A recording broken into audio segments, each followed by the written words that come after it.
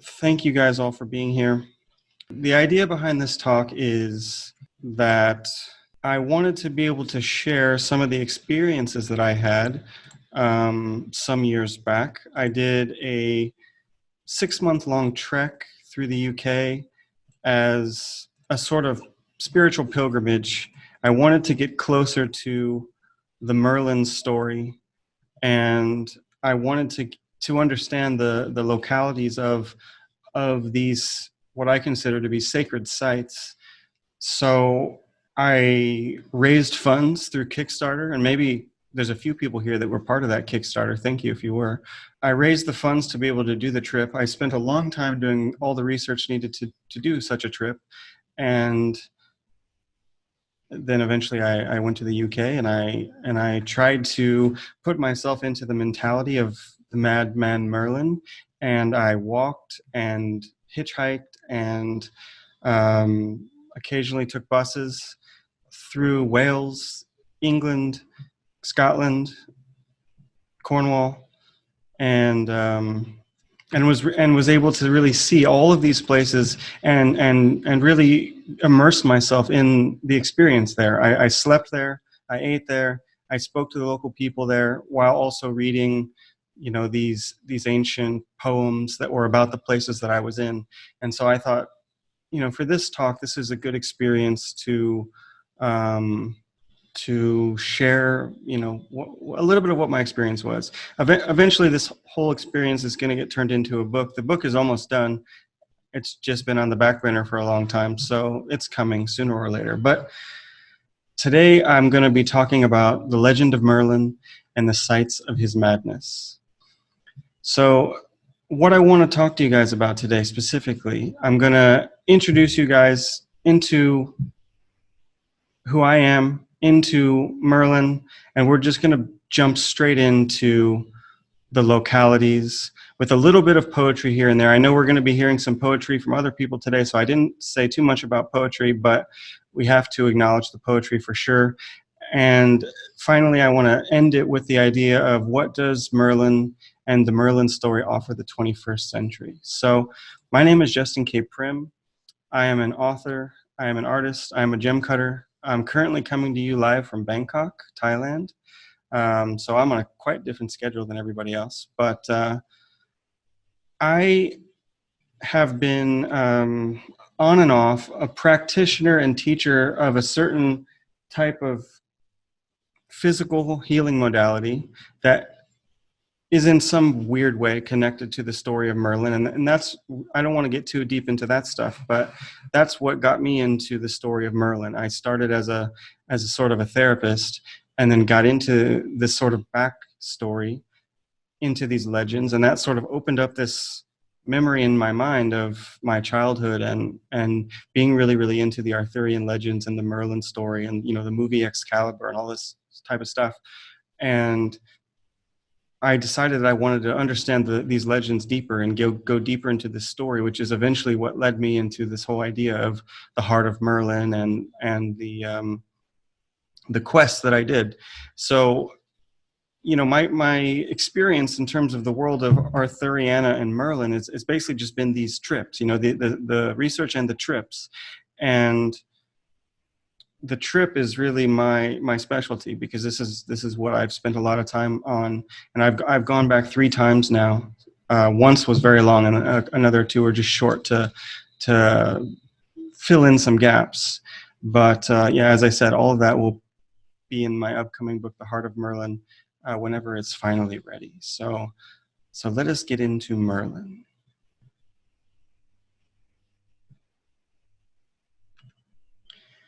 What he saw drove him mad. Was it her eye, blue as water is blue under a blue sky? Configurations of cloud, dispersing and massing in forms, his eyes ruined to ruin. What he had read of lust, treachery, greed, the chronicles of the human heart, he was not exempt. Or was it the drip, drip of what is perceived as it loses magnificence, light of its own being, and tickles away into knowledge or explanation. In the idiom of the day, he looked in the sky and saw monsters. All around him, the clamor of fighting. He remembered the language of birds, leaves, running water, the pristine intensity of the image. He absorbed himself into the wood.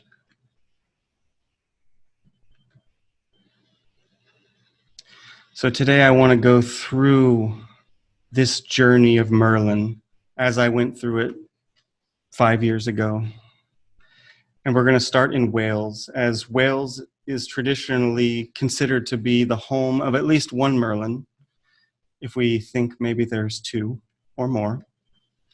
So I'm going to take us through this journey, the story of Merlin, but I'm going to tell the story through the landscape as they're described in the stories, in the poems, in the texts. So let's go through Wales, starting in Carmarthen. So in the history of the kings of Britain, Geoffrey of Monmouth tells us that the boy who would grow up to become Merlin was found and born in the town of Carmarthen, or Carmarthen, as it's called today. So what better place to start our journey than Merlin's hometown? So Carmarthen sits in the south of Wales. It's 28 miles from Swansea. It's 32 miles from the Preseli Hills, where the famous blue stones of Stonehenge come from. And so in this story, Vortigern, the local lord, is looking for a fatherless boy who might fulfill a magical need. So Vortigern was trying to build a defensive tower that kept falling, and his magicians told him that he needed to find a youth that never had a father, kill him, and sprinkle the blood onto the stones and the cement so that they could make a firm foundation. So it just so happens that Merlin is this boy. They go down to Carmarthen and they overhear a conversation, and they find our young Merlin, who's only a boy at the time. And when I went to Carmarthen, I wanted to see, where is this place that Merlin hails from, or supposedly hails from? And Carmarthen boasts many, many Merlin claims. So it's said that there is a Merlin stone where Merlin is said to have hidden his treasure. There's also Merlin's oak tree, which was believed to have been planted in 1660. It was in the middle of the town. And there's a local prophecy that says, when Merlin's oak shall tumble down, then shall fall Carmarthen town. And the tree actually did come down at one point, and they saved it because they were so worried that the town was going to be destroyed that they saved it in the local museum. So if you go to Carmarthen today, you can find a piece of Merlin's oak. And then finally, what we're seeing in this video is Merlin's Hill. So Merlin's Hill is a hill with a cave, and it's said to be the home and the grave, according to legend, of Merlin. He was imprisoned here by the enchantment of his lover, and I got to visit it with a small dog, so we were running around on Merlin's Hill, and you can see the Welsh background. And so this is where we begin, Carmarthen, the birthplace, potentially, of the Welsh Merlin. So in the story, we go to Dinas Emrys. So we're following in the tale of Geoffrey of Monmouth and the story of young Merlin. So he's taken to Dinas Emrys, which is in modern-day Snowdonia, according to some scholars. And so I went to Dinas Emrys in Snowdonia to see what this was all about, to see what was really there. And so Vortigern was trying to build this defensive fortification, and the foundation wasn't strong, and the tower kept falling down. And so when young Merlin arrives here and asks, what is going on, when he learns of what his fate's to be, he tells Vortigern and his magicians, because you are ignorant of what it is that hinders the foundation of the tower, you have recommended the shedding of my blood to cement it, as if it would presently make it stand. But tell me now, what is there under the foundation? And so if we come closer, so here is, let's go back one.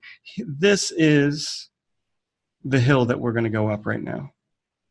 And as we go up this hill, at the top, we do find this sort of foundation set in the top of the hill. It's a square of stone with a dirt bottom. I slept all night in there to try and more deeply understand what was going on. And it's heavily overgrown now. It was even hard to get a photo because there's just so much overgrowth and trees. And so here we can see what maybe exactly where they would have been standing as they're having this conversation. So Merlin tells Vortigern, "I entreat your majesty, would you command your workmen to dig into the ground, and you will find a pond which causes the foundation to sink. Command the pond to be drained, and at the bottom you will see 2 hollow stones, and in them 2 dragons sleep." And so we can see here Merlin having this conversation with Vortigern and speaking to him about the dragons. So Vortigern was sitting on the bank of the drained pond. The 2 dragons, one of which was white, the other which was red, came forth, approaching one another, and began a terrible fight. And so as they fight, of course, Merlin starts to give his long prophecy about the future of the kingdom, the red and the white dragon, and who's going to, become the winner. And that's our second locality for the Welsh story of Merlin. Now, if we go east from Snowdonia and Dinas Emrys to a Welsh town with a very difficult name to pronounce, Llangollen, we find this monument, the Pillar of Eliseg, which has an inscription on it that names Vortigern. It's sort of a genealogical inscription on what was probably once a cross. And in the base of this old cross, we find the name of Vortigern along with the name of his ancestors in a sort of lineage. It's not really readable anymore. It's too old. But that was my next stop. And the other thing that we find in Llangollen is Dinas Bran. So Dinas Bran is the site of an ancient Iron Age hill fort that was later believed to be home of the kings of Powys in the 700s. And it's particularly associated with this King Elised of Eliseg's Pillar. And so in Robert de Boron's Joseph of Arimathea, he tells us that Joseph received the Grail. So Dinas Bran is considered to be one of the locations of the Grail, a Grail castle. And there's many of these Grail castles, but I thought since I was there already, I needed to visit the Grail castle. And so in the story, in Joseph of Arimathea by Robert de Boron, Joseph receives the Grail from an apparition of Jesus and sends it with his followers to Britain. And so the local legend tells us that this castle could have been one of the resting places for the Grail, and maybe it's still there. I have to tell you, if you can't tell from the beauty of this, from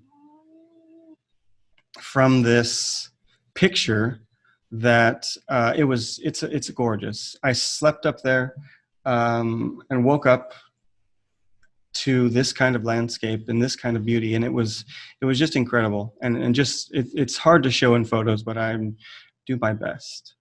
So continuing on our journey, if we follow our path through Wales and we just jump across the border a little bit, we come to a place called Alderley Edge. This is in England. And so Alderley Edge is, among other things, home to a legend of a cave. And when I went here, there's lots of caves in this park area, lots and lots of caves. And one of the places has a inscription and a story. And so Alderley Edge is supposed to be a place where there's a concealed cave within the rock behind the carving of this old man's face, this wizard's face. And so in the stories, King Arthur and his knights are magically put to sleep by Merlin, and they're waiting for a time when Britain, needs King Arthur to return. And so Merlin hides them inside of this cave, but unfortunately one of the knights is missing a horse. So in disguise, Merlin stops a man who's on his way to town to sell a horse, and Merlin offers to buy the horse And he takes the man inside the cave and offers him all the treasures he can carry in exchange for this horse. And the man agrees. And legend tells us that no one has seen the cave ever since then. But this legend survives thanks to, I guess, the man, because he goes back to town and he has treasures instead of a cave. So the cave. Now, this isn't the cave. This isn't the Arthurian cave. This is just a cave. But there are many caves in this area, and this one is especially nice because of the fountain. So the fountain is right next to the carving of the wizard's head. And so next to the carving, it says, carved into the stone, it says, "Drink of this and take thy fill, for the water falls by the wizard's will." And so what I read when I was here was that in this cave, in medieval times, there would have been a monk sitting here protecting the water from, I guess, maybe poisoning or whatever, I don't know. But, these wells would have been very important in medieval times. And this cave, or this spring still gives us water. So this would have been maybe a stop, in Merlin's later life, in the legends, the Arthurian legends of Merlin. And so our final stop in Wales is going to be Bardsey Island. So Bardsey Island is it's a small island off the northwestern tip of Wales, and this is one of many places that it's said that Merlin's resting place lies. And so there's a cave inside of Bardsey Island that's associated with Merlin. The other legend around Bardsey Island says that this was one of the places where Merlin took the 13 treasures of Britain. And yeah, other legends say he's buried here. Another legend says he stayed here as a hermit. Another legend even says that Bardsey Island is actually the island of Avalon, which is the final resting place of King Arthur. So that's our journey through Wales. Now I want to take us into Scotland, which, if you're following along, I'm not really looking at the chat, but I can just see Adam Ardrey is getting wild on Wales. So let's get into Scotland, which is really where I felt a lot more connected to the story of Merlin and to the localities as they're written in the stories, whether we're looking at the very, very old stories from the Welsh poems, or we're looking at Geoffrey of Monmouth, or even looking at later text. I personally found that the Scottish localities synced up a little bit more accurately, at least in my perspective. So this is where we're going to go through. Again, we're going to go in a sort of linear ways from life to death of the Scottish story of Merlin. So our journey will start in Cadzow. So Cadzow is a possible location for Merlin's birth, and this is coming straight from Adam himself, 540 CE. His father was Morcan, a chief of Strathclyde Britons, and his twin sister was Gwyneth, also known as Lengoreth, the Golden One. So Cadzow is now, I guess, the site of a castle ruins. It's also the site of some very, very ancient oaks. And these would have been, hypothetically, around during Merlin's time. These trees are more than 500 years old. And again, this is one of the places that I visited and spent a lot of time with the trees here, just to try and have an idea that you could touch something that was still around back then. Because as I found in my journey, trying to find stuff from the 500 and 600 AD period is not very easy. There's not very many things that still exist from this time that we can actually put our hands on and try to feel a physical connection with. But this would have been a site where Merlin and his sister could have grown up from childhood to adulthood in the days before Strathclyde was torn apart between the Christian and pagan factions. So this is one idea of an origin story, an origin locality for Merlin. And so coming a few decades later to the Battle of Ardrey, So we have many, many poems, almost all the poems actually speak about Merlin's madness and the battle that causes Merlin's madness. We find it in Geoffrey of Monmouth, the Vita Merlini. We find it in the Annals of Cambria. So many, many references speaking about this battle where Merlin, and sometimes called Lilacin in certain texts, is recorded to have gone mad. Now, it's recorded that the battle happened on a field that borders the Carwinley Burn. Now, the Carwinley Burn is what we're looking at here. This is a small river, a small stream that is basically an old-fashioned land barrier separating two fields. And so here we can see where we're about to go to, which is Cair Gwendolew. And this is where we think the Battle of Ardrey happened, or this is at least where I think the Battle of Ardrey happened. And so the idea here is that this is meant to be the fort of Gwendolew. So Gwendolew was the local lord of the area and would have been, let's say, Merlin's chief, Merlin's his king, his lord. And so here we're looking at the view from on top of the fort. So this is an old fort. There's no building here. It's just motte and bailey. So it's just an earthworks. And I'm standing up on top of the earthworks and I'm overlooking the field where the battle potentially could have happened. So the battle took place very early in the reign of the King of Strathclyde, Rhetoric Hale, between the warlord Gwendolew and his cousins Peridor and Gergi. Now, apologies on my Welsh. It's not very good.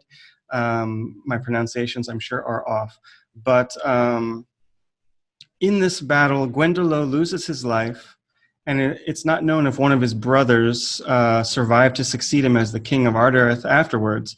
But so in this battle, it said Merlin kills his nephew, which would have been the son of his sister Gwyneth and her husband, the king Rhetoric, who he was fighting on the opposite sides from. So Gwendolew dies, Merlin's nephew dies, and so in this battle, this act drove Merlin mad, and he spent the rest of his life roaming through the Caledonian forests, trying to recover from this. Now it's said 140 other men of rank suffered battle madness and perished in these woods.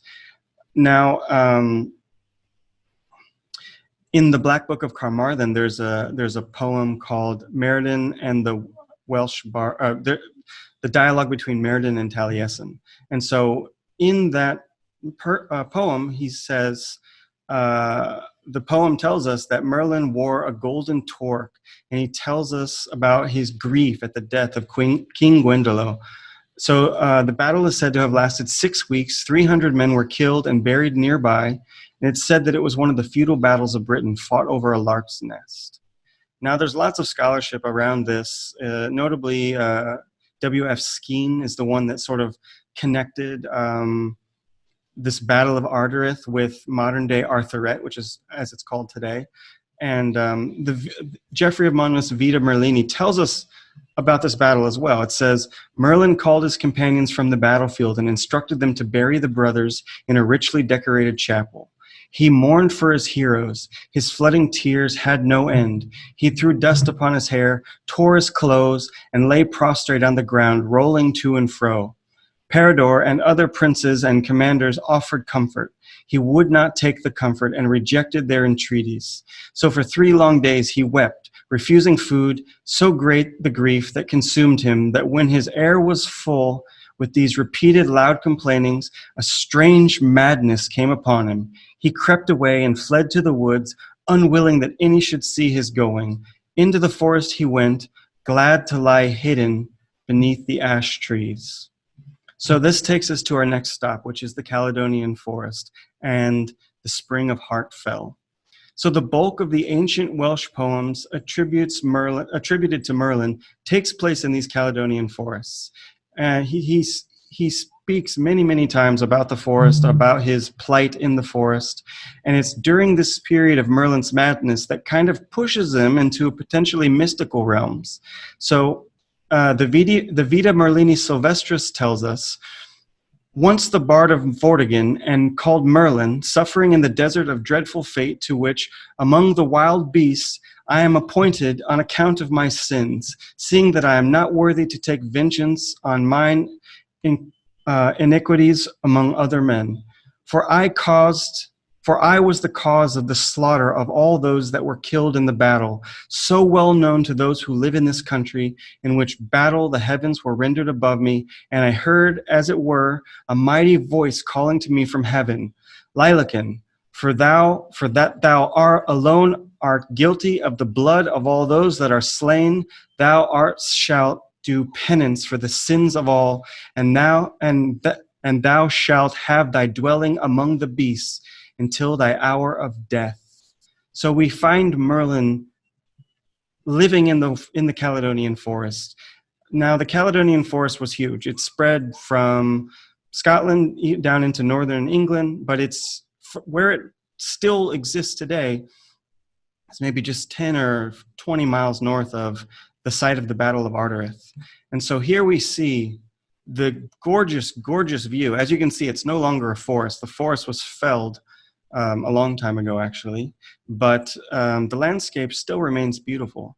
And if we look to the poems of Merlin, the Welsh poems, one called The Apple Trees, he speaks about the Caledonian forest, and he says, "Sweet apple tree of luxuriant growth, I used to find food at its foot when, because of a maid, I slept alone in the woods of Caledon, shield on shoulder, sword on. Hear, O little pig, listen to my song, as sweet as the birds that sing. Sweet apple tree in the glade, trodden is the earth around its base. The men of rhetoric see me not. Gwyneth no longer loves nor greets me. I am hated by rhetoric's strongest scion. I have despoiled both his son and daughter. Death visits them all. Why not me? After Gwendolo, no one shall honor me. No diversions attend me. No fair women visit me. Though at Ardrey I wore a golden torque, the swan-white woman despises me now." Later he says, "Sweet apple tree of crimson color, growing concealed in the wood of Caledon, though men seek your fruit, their search is vain." Now later on in the story, in the Vita Merlini, he speaks about being next to a stream several different times. So one time in the Vita Merlini, they say, there was a spring on the very top of a certain mountain, surrounded on all sides by hazels and dense thorns. Merlin had settled there, and from that place he could watch the whole woodland, the running and gamboling of the creatures of the wild. Now, this sounds exactly like the picture that we're looking at, this Heartfell Spa spring, which is on top of a hill surrounded by other hills, and I don't know about hazel, but there was some thorns, and you could definitely see the whole view as we just saw back here. So he tells us later on, it says, "As he was speaking, retainers rushed up and told him that a new spring had broken out at the foot of a nearby mountain, and that streams of pure water were already gushing out, running far down the hollow of the valley and swirling noisily as they rippled on their way across the pasture. As the liquid passed through the internal passages of stomach and bowels and settled the humors of his system," this is after Merlin drank from the spring, "he suddenly recovered his mental balance and came to himself, losing all trace of madness. Feeling long dormant in him, returned also. He became and remained the same man as he had been before, healthy and whole once more. Now that his reason was restored, he lifted his face towards the heaven in praise of God." And so, of course, when I came to the Heartfelt Spa, which is, where some people think this spring was that Merlin drank from it and regained his sanity, of course, this was an important place for me. And I stayed up here for, I think, 3 days. I drank only the water of the spring. I ate only apples. And I tried to, in my solitude and meditation, I tried to get in touch or get into the mentality of the madman who would have spent so many years wandering this landscape and trying to deal with this battle madness and this inability to be among men. And so I stayed quiet. I drank from the spring in hopes that it might, give me some sort of clarity. And for one way or another, it's a beautiful place. The spring still provides us water, and whether or not it healed my mind of madness, who can say? But I'm still here today, so at least it wasn't poisonous. So moving on in the story of Merlin, he's still in the Caledonian forests, and at one point in the story, it says, Rideric's wife. So this is Vita Merlini. So when we see the names in the Vita Merlini, they're slightly changed, Latinized, and then Englishized from the original Welsh names. But he says, Rideric's wife was Genieta, a beautiful woman whom he lived most happily. She was Merlin's sister. Distressed by what had happened to her brother, she had sent retainers to the woods and the depths of the countryside to bring him back. Later it says, so Merlin came to himself, recollected what he had been, and thought of his madness with astonishment and loathing. His normal state of mind returned, and his power of feeling too. His reason thus restored, he could sigh aloud at the names of his sister and his wife, and be moved by their devotion. He begged to be taken back to the court of King Rideric, who was in Dumbarton at the castle at this time. And the companion agreed. So they set off at once from the woods and came in cheerful company together to the city of the king. But when Merlin saw the crowd of people there, he could not bear them. He went mad again, and once more his derangement filled him with a desire to go off to the forest, and he longed to slip away. So he came to Dumbarton to see his sister, who was the wife of the King Rideric, who was living in Altclud at that time, which is now Dumbarton Rock. And here we can see it from a distance. It's quite hard to shoot when the tide is in. Here I'm standing out in the water, basically, when the tide is out, and you can see that the castle would have been up in these two areas, and you can walk up the stairs here, and explore this area. But so this would have been potentially where Merlin would have been imprisoned, and so the story tells us, because his sister didn't want him to leave, and the story tells us the king promised besides that he would make many gifts. He ordered clothes to be brought, and hunting birds, and dogs, and fast horses, gold, glittering gems, and cups wrought in Wayland. All this Rideric brought to the prophet, urging him to stay and forget the woods. But the prophet rejected the presents in these words: let these things go to Lord's hands, pressed by poverty. These are not such as are not content with modest living, but covet everything. But I put above these things the woodland and the spreading oaks of Caledon, the high hills. This green meadows at their foothills are for me, not these things. Take back such goods, King Roderick. My nut-rich forests of Caledon shall have me. I desire it above all else. At last, finding that no gift would detain this sullen man, the king ordered him to be stoutly chained to prevent him from setting off to the forest wilderness. So here we see he was, against his will, kept in the castle, as the story tells us. And occasionally he would escape. He would go back to the forest, and then his sister would send the men to bring him back. So this is one side of the story. This isn't the only castle, and this isn't the only story that tells us about Merlin's capture and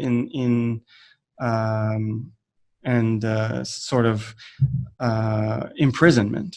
So there's another castle in Scotland called Dinas Castle. So Dinas Castle is a ruined medieval fortress, and it's perched on a distinctive hill. Now, I really enjoyed visiting this spot because I couldn't find it. When I was going around this area, and I was trying to find where this place is, and I saw some people on the street, and I said, "Do you know where this hill is?" And they say, "Oh, you mean Merlin's Hill?" And I never said anything about Merlin to them. Even today, in the local lore, this place is still remembered as Merlin's Hill. This place where Dinas Castle, the where the ruins are, and so the castle lies on top of a Celtic hill fort, presumed to have been the stronghold of King Mildred, who's said to have ruled this district in the 6th century.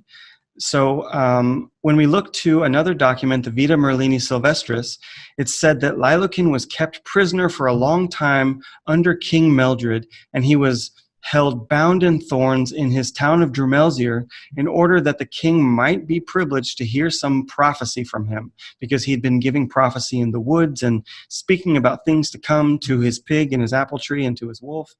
And so Lailoken remained for 3 days without food and gave absolutely no answer to all or anyone, although he was approached by many people. On the 3rd day, he was while under the king was sitting on his lofty throne, his wife came in, conspicuously carrying on her head a leaf from a tree which was caught in her wimple. When the under king saw this, he pulled it off with his hand, and in pulling it off, tore it into tiny pieces. When he saw this, the madman Lailoken began to break into a deep laugh. And this is when, in this story, we start to see these sort of prophecies of Merlin, which eventually lead to his ultimate death. And so, when we visit the site of Dinas Castle today, it's just a ruin. And we can see here, again, like all these locations, beautiful, beautiful terrain, just spectacular colors, and just the solitude that exists, the quietness, really a place of contemplation if you want it to be. And so in this story of the Scottish Merlin, this is one of the places in his chronology that would have been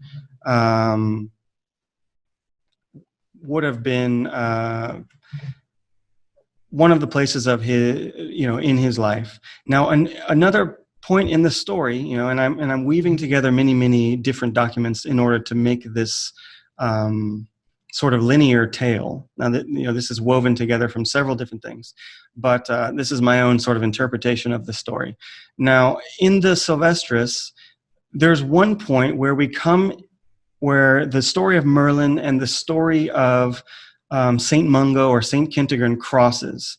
And so in one part of the Silvestris, it says, now this madman, and they're talking about Merlin or Lailoken as they sometimes call him, now this madman, as it's said, afterwards often came out of the wilderness and sat on a certain steep crag, which rises on the other side of the Mullingar Burn, overlooking Glasgow, to the north of the church of that place. And so at this time, what's now the Glasgow Cathedral would have been, just a humble, small, handmade kind of church, a small place. And it says, on many occasions, he disturbed St. Kentigern and his clergy with horrifying shrieks as they were having their service. For he foretold their many future events as it were he were a prophet, but because he used never to repeat what he'd foretold, although his prophecies were extremely obscure and unintelligible, no one dared to believe him. Later they say, that madman, as usual, arrived to the aforesaid crag while blessed Kentigern was celebrating early morning mass.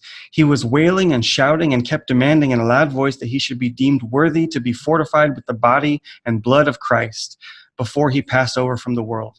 Kentigern could not endure this irreverence of shouting, and he sent a cleric to enjoin silence upon him. And so later on in the story, Kentigern and Merlin, they have sort of many weird conversations, and Merlin often just kind of runs away. But at one point, they get together, and Kentigern actually sort of blesses Merlin to try and help him, maybe have peace or get rid of his madness, or at least give him some good blessings before he dies. And so when we go, so we're back now in Drumelsier. This is right by Tennis Castle, just up the road, and we've got this amazing stained glass window that sort of commemorates this moment where the legend tells us that Kentigern and Lailoken or Merlin had this moment, this, some say conversion. I'm sure when Adam comes, he has a whole different story that he's going to tell about this. But so some say that it was a Christian conversion of a pagan, wild man. And there's a lot in this area, but I don't want to go too long in this talk. But in the Drumelsier area, but the stained glass is just a beautiful piece that we can see here, and showing the wild man Merlin and Saint Kentigern, for all to see and all time. And so, moving on, we get to the final chapter of the Scottish Merlin story, which is the final resting place. So there's two different locations. One's a tree, one's a stone, and they're both interesting.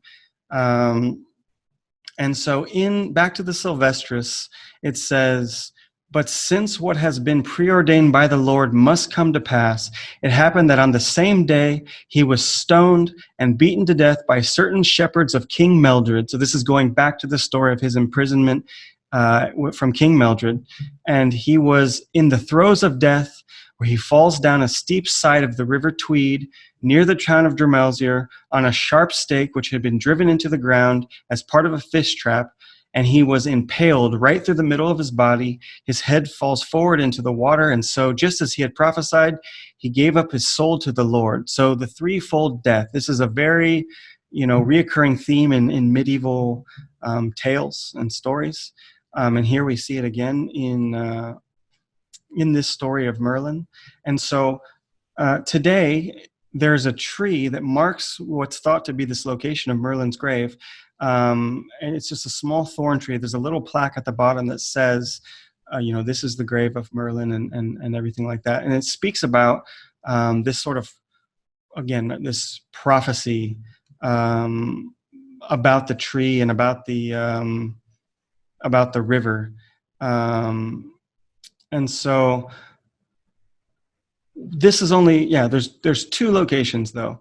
One of them is this tree, and then finally there is the stone, and so this is just really down the street from where this tree lies. It's kind of in the next farm field over. And so we're looking at, this ancient stone, which is likely not Merlin's final resting place, because I think the stone is much earlier than that. But local legend remembers this as Merlin's final resting place. And we're looking up onto this hill where Tennis Castle sits. So when we look down from the castle, we can actually see the stone from up there. And looking back onto the tree, the prophecy says, "When the Tweed and the Powsale," which is these two rivers right here, "meet at Merlin's grave, Scotland and England shall one monarch have." And supposedly this prophecy was already realized in 1603, but that's another story. Okay, so I'm almost out of time here. I want to quickly finish my journey through the localities of the sites associated with Merlin and various stories.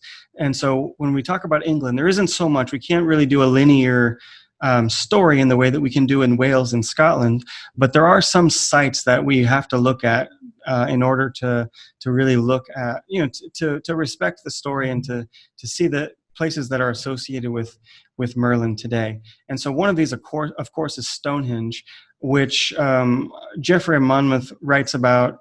I think even earlier, Henry of Huntington also writes about this, that it was Merlin who kind of had the idea to transport these massive stones, which Geoffrey tells us were from Ireland, but we know actually that they're from the coast of, or at least the blue stones are from the coast of Wales. The other stones are from a different place that's not so far away. But in the story, in the legend, it says that Merlin magically transported the massive stones from Ireland where giants had assembled them. And so yeah, we have to include Stonehenge in our story. Another place that is often associated with Glastonbury, and especially when we talk about the Lady of the Lake, which I don't have time to get into today, but I just wanted to include Glastonbury, another very beautiful place that has a long history with the story of Avalon, the Grail tradition, the Tor. You know, it's got these red and white holy springs, which kind of go back to the story of Vortigern with the red and white the dragons. And also, when we're talking about the Arthurian story, it's said that Excalibur was thrown off the Pumparl's Bridge, which is also right outside of Glastonbury. So Glastonbury, of course, is most famous for the Tor, this very beautiful hill with this, this ruined Tower of St. Michael on top. And finally, we have to speak about Tintagel, because when we look at Geoffrey's most famous work, The History of the Kings of Britain, he tells us that Tintagel was the birthplace of Arthur, and that that Merlin helped in the conception of Arthur. And so Tintagel today is remembered as this King Arthur and Merlin location. And when we go to the castle and we look down by the sea, there is this cave which during low tide you can enter, and it's remembered as or known as Merlin's Cave. So, okay, 4:50 Bangkok time, 10:50. I'm going to end it here because I want to open it up for questions. I don't want to mess up the schedule. So, if I'll leave my last slide here. If we want to have some further reading, I guess this got covered up a little bit. I wanted to leave some further reading for you guys, but I guess there's a picture over the top of it. Oh, no, I don't know. It's covered up.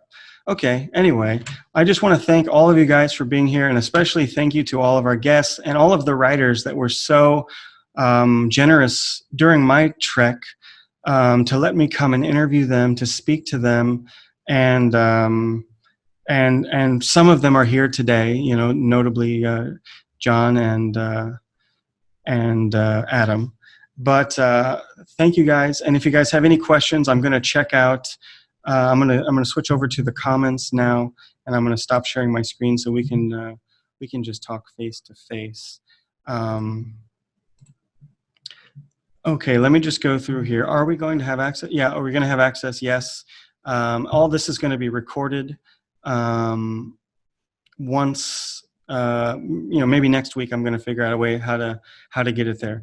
Okay, how do they define mad in these times? Did he say about himself that he felt mad? Sometimes the line between strong spirit connection and madness may be slim. Good question. I don't have a good answer for that, though. I mean, in the text, they use the word mad many times. I mean, they describe his madness as like a wild animal. They say that he, was out of his mind, that he was not aware of his sort of human, his normal human senses and his human self. Trying to think about how else they defined madness. Yeah, I think that gives a pretty good idea. Okay, and let me check over in the chat. I know I was just kind of watching out of the corner of my eye. Adam has a lot to say, but he's going to talk here in a few minutes, so I will let him speak about his stuff. But just look and see what other questions and comments we have here. I could have physically got to Scotland, but accessibility would have been a problem. That's true. A lot of these places are very inaccessible if you can't hike. Most of the places some of them are very, very inaccessible, even for me at that time. I was super fit. And, you're really hiking out in nature in some of those places. And especially the Snowdonia locations. I mean, this is a real mountainous trek.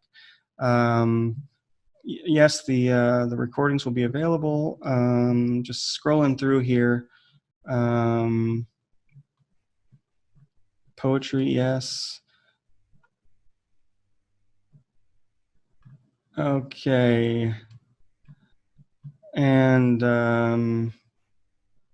Yes, I see. Adam really wants to have a battle here, but we'll speak in a moment. Anybody else have any more questions? I'm just scrolling through here to see if I need to answer anything.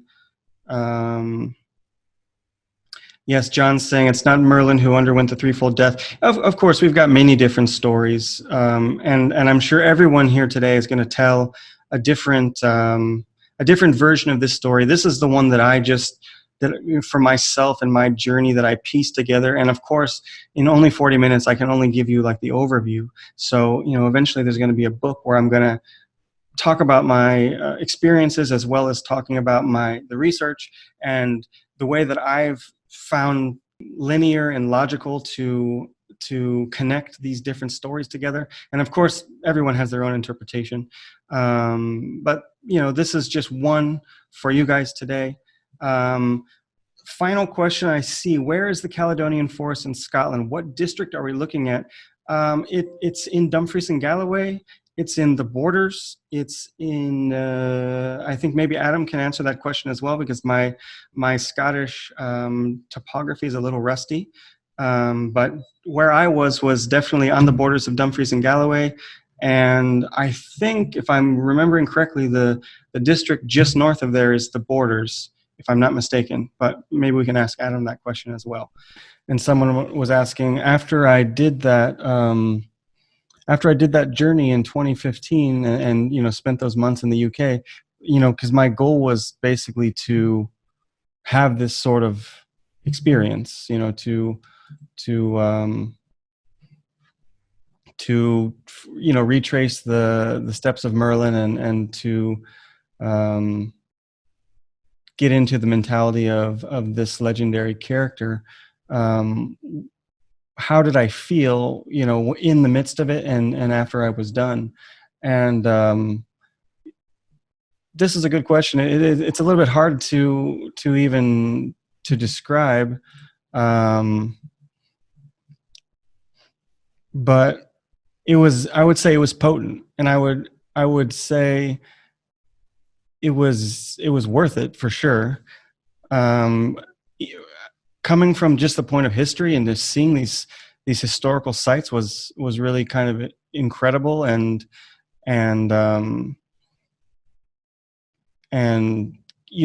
sense of connection that you can get from seeing the history, because I don't know where you guys are all at, but I was coming from the US and had never seen any of these places, but just kind of getting into these stories and getting obsessed with these names. And then you read them and you read them and you read them, and you hear all these places, like all the places Adam was just showing us, and you can't really understand what it feels like to be there, what it looks like to be there. And to be honest, I can't really express it very well either. It's a sensory experience.